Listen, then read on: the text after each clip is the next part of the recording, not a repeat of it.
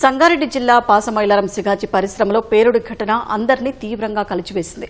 ఇప్పటికే 40 మంది మృతి చెందినట్లు సిగాచి పరిశ్రమ ప్రకటించింది. పరిశ్రమలో మృతి చెందిన కుటుంబ సభ్యుల రోదనలు మిన్నంటున్నాయి. మరో 5 రోజులలో ఇంటికి వస్తారని ఆ యువకుడు అమ్మానాన్నతో మాట్లాడిన మాటలు ఆ తల్లిదండ్రుల చెవుల్లో ఇంకా వినిపిస్తున్నాయి.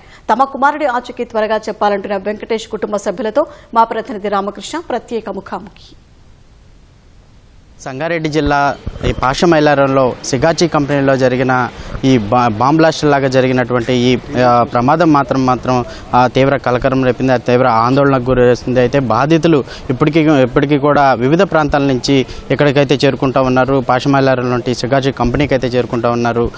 ఇటు అధికారులు కావచ్చు, యంత్రాంగం మొత్తం కూడా వారికి సరైన అవగాహన కల్పించలేకపోవటం, వారికి సంబంధించినటువంటి వివరాలు చెప్పకపోవడంలో కొంత ఇబ్బంది ఎదుర్కొంటున్నామని చెప్తున్నారు. దాదాపు ఇప్పటికీ 11 మంది అధికారికంగా 11 మంది వివరాలు తెలియట్లేదని కూడా అధికారులు అయితే చెప్పారు. కానీ ఇక్కడికి సంబంధించినటువంటి శ్రీకాకుళం నుంచి, ఏపీ ఆంధ్రప్రదేశ్ నుంచి, శ్రీకాకుళం జిల్లా నుంచి కొంతమంది బాధితులు అయితే వచ్చారు. తమ కుమారుడు దాదాపు 4 సంవత్సరాల నుంచి ఇదే కంపెనీలో పనిచేస్తున్నట్టు కూడా చెబుతున్నారు. ఆయన వివరాలు కనుక్కుందామని వచ్చినా కానీ తమకి వివరాలు ఇంతవరకు చెప్పలేదని చెప్పి కూడా ఆవేదన వ్యక్తం చేస్తున్నారు. ప్రస్తుతం బాధితుల దగ్గర మనం ఉన్నాం, ఒకసారి మాట్లాడదాం. చెప్పండి, మీ అబ్బాయి పేరేంటి, ఎప్పటి నుంచి చేస్తున్నాడు? 4 సంవత్సరాల నుంచి చేస్తున్నాడు సార్. పొలంలో జి వెంకటేష్ 4 సంవత్సరాలు ఇక్కడ సికాచి కంపెనీలో చేస్తున్నాడు. మా శ్రీకాకుళం జిల్లా జీసిగడ మండలం పాలకన్యం గ్రామం, పాలకన్యం పంచాయతీ. అదే అక్కడ నుండి వచ్చాను సార్. రాగానే పొలం నుండి రాగానే ఈటీవీ ఆంధ్రప్రదేశ్ వేసాను సార్. ఈటీవీ ఆంధ్రప్రదేశ్లో కనిపిస్తుంది. 10 గంటలకి కండి 12 గంటల వరకు చూపించా సార్. ఇలాగ సికాచి కంపెనీలో బ్లాస్ట్ అయిందని సార్. బ్లాస్ట్ అని చూడడం మా వాళ్ళందరికీ ఫోన్ చేసి చెప్పాను. ఫోన్ చేసి చెప్తే ఇక్కడికి వచ్చారు అందరూ. ఇక్కడికి వచ్చి చూస్తాడుకంటే బ్లాస్ట్ అయ్యి ఏ మనుషులు కూడా పోలికలు రావట్లేదు. ఇప్పుడు కూడా డిఎన్ఏ టెస్ట్కి ఇచ్చిన డిఎన్ఏ టెస్ట్ కూడా రాలేదు. బాడీ కనిపించట్లేదు. మేనేజ్మెంట్ నుండి రెస్పాండ్ కూడా లేదు. మీ అబ్బాయి ఇక్కడికి వచ్చిన తర్వాత మీకు లాస్ట్గా ఎప్పుడన్నా మాట్లాడా? లాస్ట్ ఆదివారం సాయంత్రం 8 గంటలకు ఫోన్ చేశాడు సార్. ఏం చెప్పాడు? ఏంటో నేను 5-6 రోజుల్లో రిజర్వేషన్ చేసుకున్నాను, వస్తానండి సార్. 5-6 రోజుల్లో వస్తాను నేను, వారాల కనిసి చెప్పాడు సార్. మరి అక్కడ నుండి మరి ఇంకా ఆదివారం సోమవారం ఉదయం నుండి ఫోన్ చేస్తే మరి ఫోన్ కలవట్లేదు. ఫోన్ కలపడం ఏమో జరిగిందని అనేసి అటుగా వచ్చాం అక్కడ నుండి.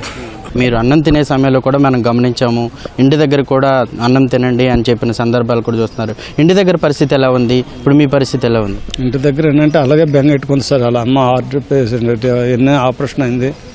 ఆవిడ కూడా బెంగెట్టుకుని అలా మంచం పట్టేస్తుంది.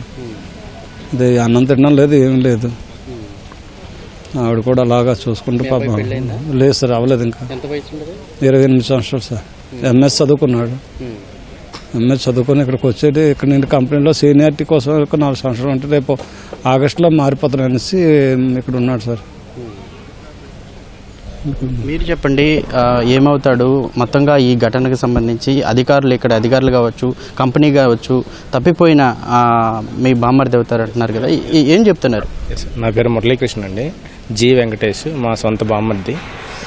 యాక్చువల్గా మేము న్యూస్ చూసి బయలుదేరి ఇక్కడికి మంగళవారం ఎర్లీ మార్నింగ్ 6 o'clock రావడం జరిగింది. పటాన్చెరువు రాగానే పటాన్చెరువు గవర్నమెంట్ హాస్పిటల్కి వెళ్ళిపోవడం జరిగింది. అక్కడ బాడీలు చూసాం, ఏవి కూడా ఐడెంటిఫై అవ్వలేదు. నిన్నటి నుంచి హాస్పిటల్కి ఇక్కడ కంపెనీకి కూడా తిరుగుతూనే ఉన్నాం సార్. అయితే పోలీస్ అధికారులు కానీ చెప్తున్నారు ఇంకా వెయిట్ చేయండి, మేబీ అవ్వచ్చు, ట్రేస్ అవ్వచ్చు అని చెప్పి. కానీ మాకైతే ఆల్రెడీ 3 days కంప్లీట్ అయిపోయింది సార్. మేము బ్లడ్ శాంపిల్ కూడా డిఎన్ఏకి ఇచ్చి 48 hours కంప్లీట్ అయింది. కానీ ఇంకా ఎటువంటి సమాచారం అయితే రాలేదు. మీరు చెప్పండి, అతను వెంకటేష్ మీకేమవుతాడు? మీతో చివరిగా ఎప్పుడు మాట్లాడాడు?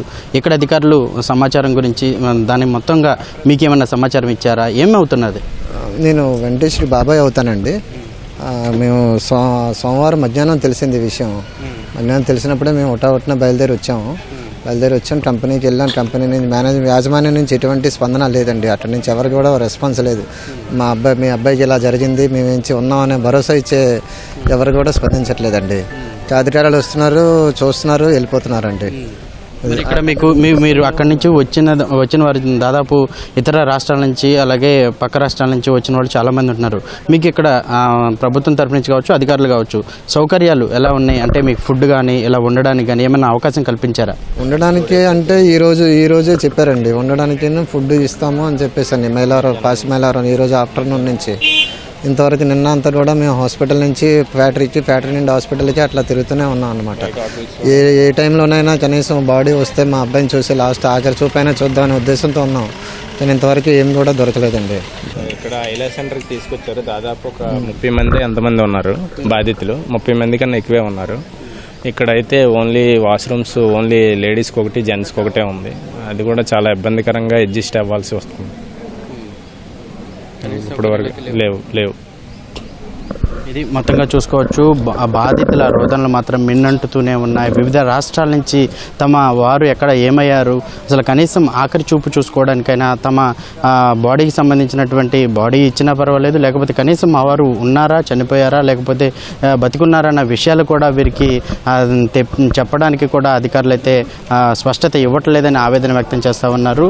కెమెరామెన్ మొహమ్మద్ షాతో రామకృష్ణ, ఈటీవీ న్యూస్, సంగారెడ్డి జిల్లా పాషమైలారు నుంచి.